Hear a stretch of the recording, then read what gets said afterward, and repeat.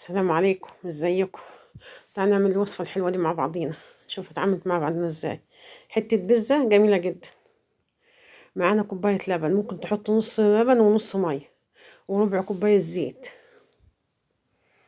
ومعلقة خميرة، معلقة سكر مليانة. ندوبهم حلو مع بعضيهم. وانا صباح، ودي قناتي، واللي ما عملش لايك يعمل. اعملوا لايك وشير. وسبتها 10 دقايق، حطيتها بالفوطة وكيس وشنطة وسبتهم 10 دقايق، اللبن والخميرة والسكر، لحد ما بص عم يترغوي كده على الوش. كده الخميرة حلوة.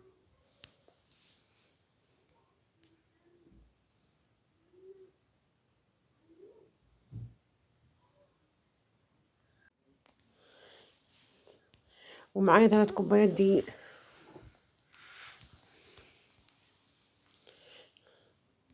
وخليت شوية على جنب، كبيت يعني حوالي 3 إلا ربع كده، وخليت شوية على جنب، وأقلب بالمعلقة لحد بس ما أخلي الدقيق واللبن يتعجنوا مع بعضهم كده شوية، وبعدين نستعمل ايدين.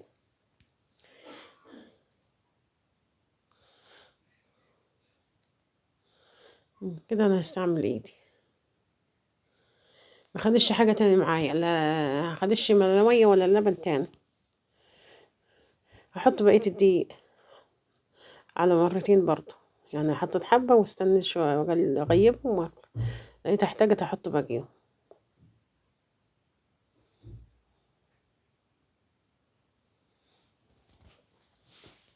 وصفة بسيطة وسهلة ويعني بأي حاجة، بأي حشوة تعمليها.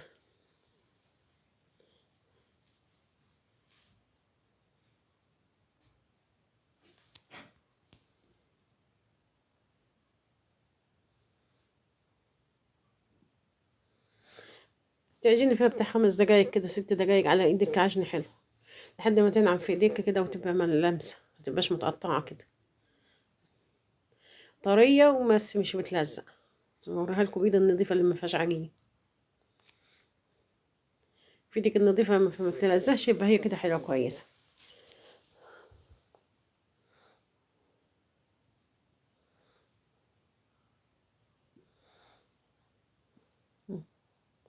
حطيت حبة زيت في البولة، حبة على وشها، نقطتين كده، هم اللي كانوا في الكوباية اللي صفوا من بقية الكوباية.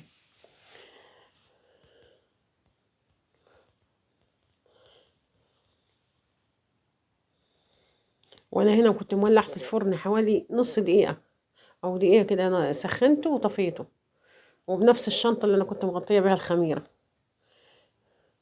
وهحطها عليها الفوطة برضو، وهحطها في الفرن. وتعالى نعمل الحشوة مع بعضينا. الحشوة اللي عندك موجودة، ده نص قرن فلفل رومي احمر، وقرن فلفل رومي اخضر، عشان الاخضر ده صغير، وده نص قرن حامي، والحامي اختيار، لو مش عايزة تحطوه ما تحطوش. وهقطعه مكعبات معاكم كده. ده الجزء الاول من الحشو. ما تنسيش اللايك والشير. تابعوا معانا القناة، هتلاقوا حاجات حلوة. ده الفلفل الرومي اخضر.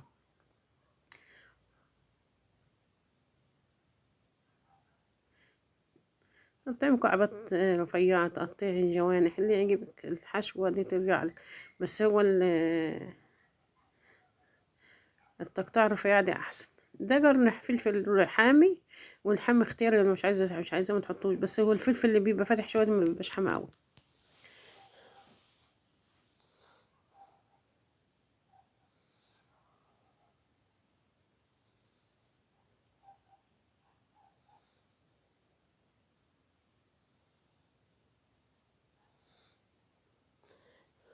بس انا ما حطيتش فلفل اصفر، انا حطيت فلفل احمر واخضر بس. ده فلفل رومي، مش بتاع، مش قوطة. دول شوية زيتون كانوا عندي في التلاجة، يعني ما اشتريتش ولا حاجة، حاجات من التلاجة. شوية خضر وشوية سمر، يعني يجوا معلقتين ولا 3، يجوا معلقتين ما يجوش 3 دول.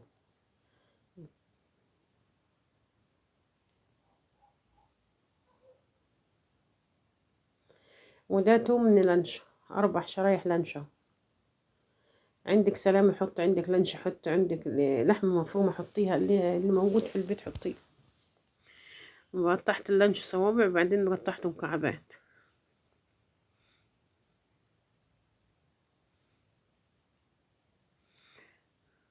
وانا هنا غيرت البلانشة دي، البلانشة دي بتاعت اللحمة اللي قطعت عليها اللانشو، ما حطيتهاش على بتاع الخضار الاولانية.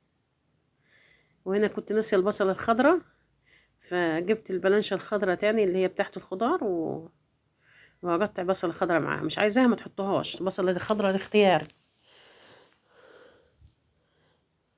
انت ممكن تعملها بالفلفل والزيتون واللانشو بس هي البصلة الخضراء بتدي لأي حاجة طعم حلو. ممكن لو عايزة، ما عندكش بصل أخضر وعايزة تحط بصل، حطي بصلة عادية بتاعت الأكل. ودول معلقتين صلصة، ودي معلقة كاتشب. ممكن تعمليها بكاتشب خالص، ممكن تعمليها بصلصة خالص، تعملي ميكس كده زينا ماشي حلو. ودي معلقة صغيرة ريحان، ومعلقة صغيرة زعتر. وهنا حطيت معلقتين زيت وأقلب، هشوف لو عوزت أنا هحط. وده ملح، عشان ايه انا نسيت احط ملح على العجينة، حطيت كمان معلقة زيت، يبقى حطينا 3 معالق زيت عشان بس اطر الصلصة شوية تبقى طرية كده. العجينة اختمرت، خد الساعة الا ربع بالظبط، او ساعة الا تلت، بس هو ما جابش كملش الساعة. بص فايرة فور والله.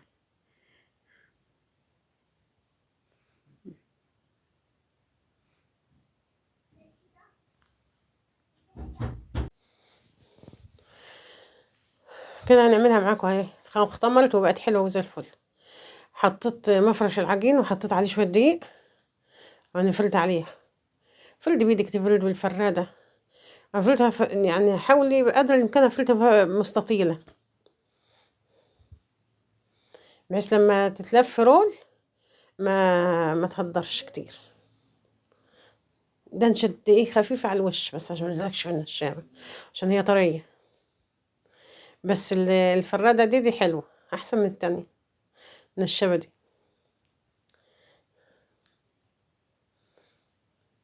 بحاول برضو اسويها وعشان اعملها مستطيلة على قدر الامكان يعني، وتاخدي من جوه على بره، من جوه على بره، من جوه على بره، بتاعي الجنب كلها كده، وبتتفرد سهلة وبسيطة. اللي ما عملتيش لايك اعملي، اللي ما عملتيش شير اعملي.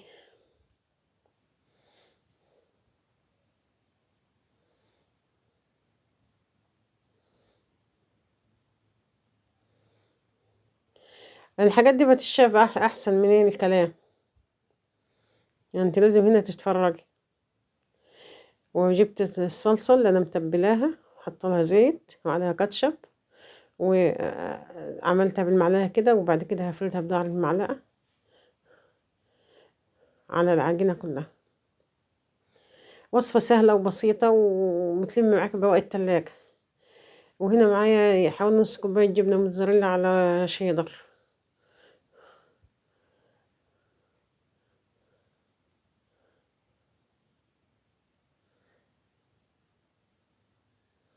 هنا الفلفل الأحمر والفلفل الأخضر،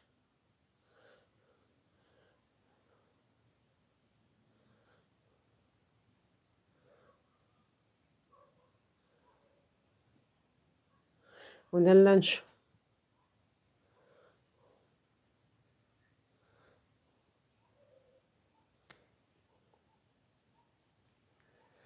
ممكن تحطها لللانش بوكس في الأولاد، تنفع معاك في الغدا أو عشاء، وتنفع معاك سناك على عزومة كده في سفرة رمضان، حلوة مقبلات جنب الأكل.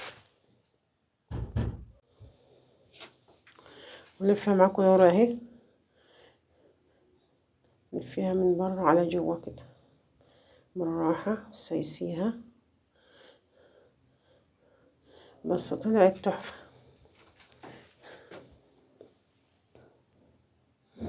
سهلة وبسيطة.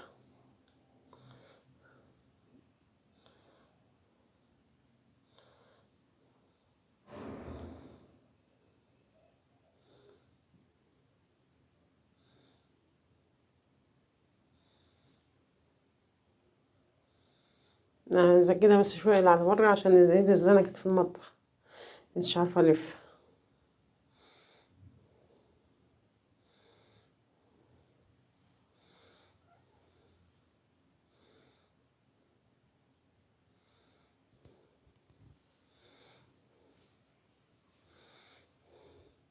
اقفل بس البواس حلو بتاعتها، والنهاية بتاعتها كده بتقفليها حلو عشان بس ما تفتحش مني، وتخلي القفلة من تحت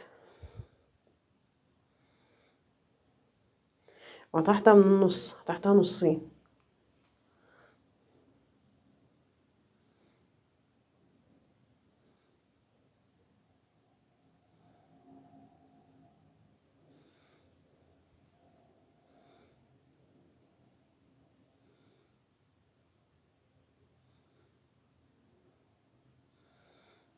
نحاول بقدر الامكان ان اوريك ايدي بتقطع ازاي.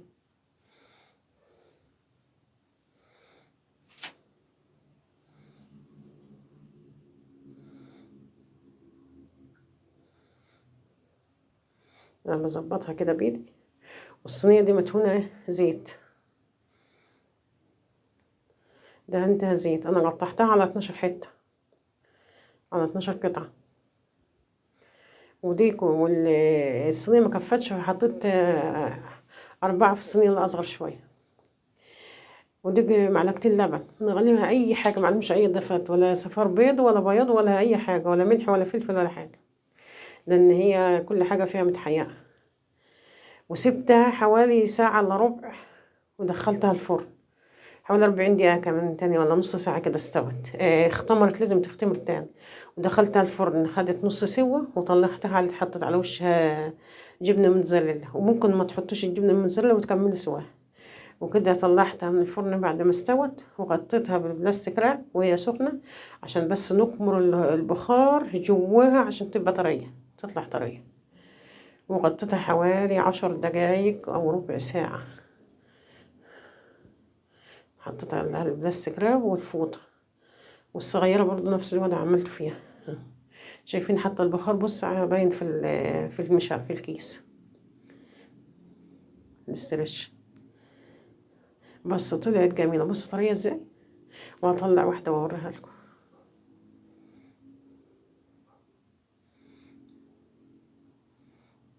انا بفصلها بس بالشيالة بس، لان هي مش لازقة برضو ببعضها، ولا لازقة في الحلة في البريكس ولا حاجة. ممكن تسوي في صينية ألمونيا، يعني مش مشكلة. اوريها لكم من تحت مستوية زي الفل، وشايفين من جوه عاملة ازاي. بص الجبنة ده بخار والله طالع منها لسه سخنة. جميلة جدا وطعمها طلع تحفة، ووصفة بسيطة وسهلة، وبالهنا والشفا. صحتين على قلبكم. كل عام وانتم طيبين، احتمدوها في رمضان.